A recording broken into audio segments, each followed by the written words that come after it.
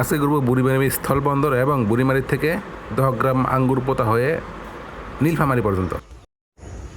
আচ্ছা, অলমোস্ট ইন্ডিয়ার ভিতরে ঢুকে গেছি। এটা মনে হয় না, হয়তো আর 20 ফিট সামনে ইন্ডিয়া, কিন্তু এই রাস্তাটা এটা দিয়ে ঢোকে, এই যে বুড়িমারিতে ঢোকে।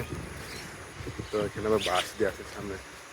আর এখান থেকে এই যে জলপাইগুড়ির ওদের দোকানপাট, বিএসএফ এর চৌকি প্লাস দেখা স্পষ্ট দেখা যাচ্ছে।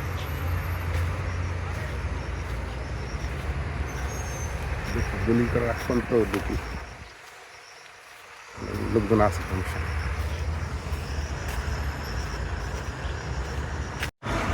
আসছিলাম বুড়িমারি স্থলবন্দর একদম লাস্ট বিন্দুতে। তো এখানে বাংলা বান্ধার মতো না, এত দূরত্ব না, মানে খুব ক্লোজ। এই পাশে বিজিবির একটা চৌকি, পাশেই এবার বিএসএফ। তো মানে এমন অবস্থা যে এখানে আসলে বিএসএফের সাথে কথা বলা যায়। আমি যেই জায়গাটা দাঁড়া আছি নাম নেই, এখানে ইন্ডিয়া শুরু। আর এইখানে এই যে সব এগুলো সবই ইন্ডিয়ান, ওদের যে চৌকি টৌকি। তারপরে এই পাশে ওই যে জলপাইগুড়ির এইগুলো সব দেখা যাচ্ছে, মানে খুব কাছ থেকে ভারতের সীমানা বা সব কিছু দেখা যায় এখানে। তো এটা হচ্ছে বুড়িমারি যেটা বুড়িমারি ওইখানে যে স্থলবন্দর লাস্ট 0 পয়েন্ট বলে, ওইখান থেকে বাম দিকে একটা রাস্তা ঢুকে গেছে। নাইমা আর একটু ভিতরটা ঘুরে আবার এইখানটায় আসতে হয়। মূলত ইমিগ্রেশনগুলো ওইখানে শেষ হয়, তারপরে আবার এখানে আসে। একবার ভারতটা শুরু হয়। তো ছিলাম এখানে 5-7 মিনিট, চলে যাচ্ছি আবার। এখানে সব কিছু যে বন্ধ, দুইটা ব্যারিকেড দিয়ে রাখছি। এই রাস্তাটা শুধু মানুষ হাইটে আসে, টুকটাক পর্যটক আসতেছে। এই যে সামনে একটা ফ্যামিলি আসতেছে, আর একজন পর্যটক এখান দিয়ে যাচ্ছে।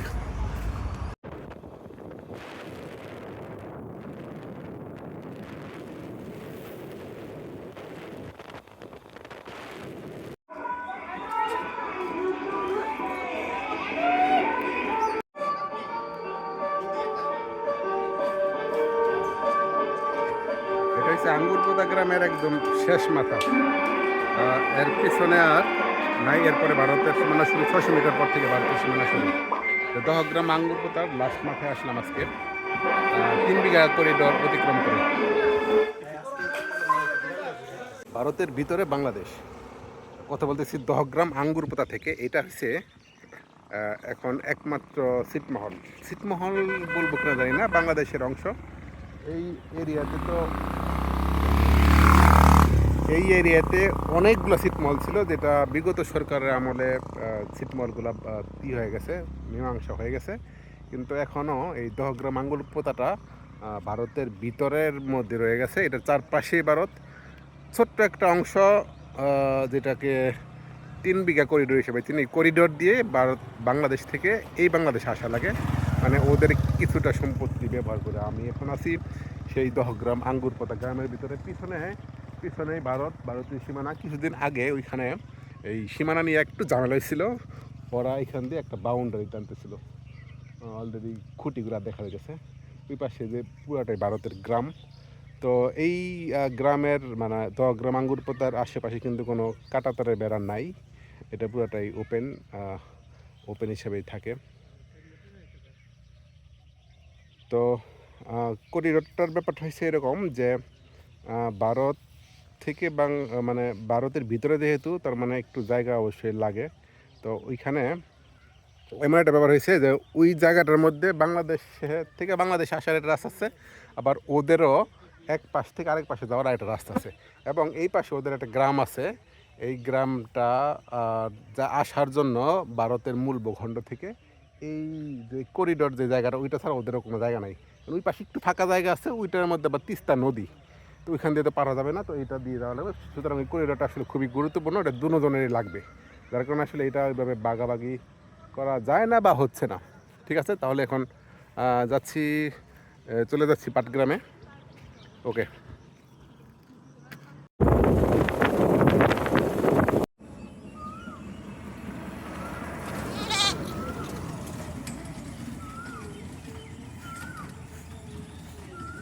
আঙ্গুর পোতা পর্যন্ত গেছিলাম। আঙ্গুর পোতা হয়েছে এখান থেকে প্রায় 9 কিলোমিটার।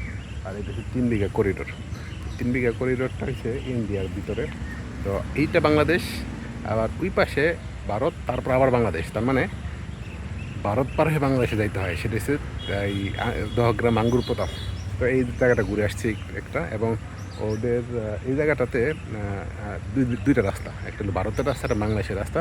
দুইজনের রাস্তা এটা ক্রস করছে, ঠিক আছে। আর ওই পাশটা তো দেখে আসলাম এখন।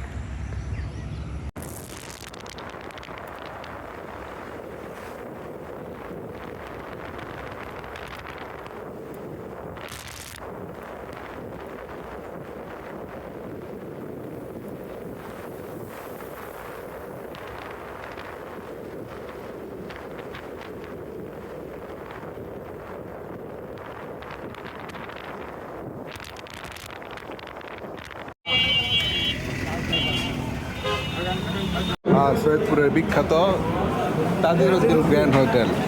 এখানে এই যে এটা কি ভর্তা দিয়ে ভাত খাচ্ছি, কচু শাক আর কলা ভর্তা, আর সাথে গরুর মাংস।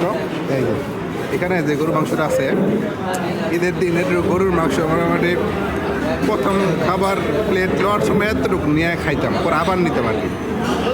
এটা 400 টাকা। হ্যাঁ।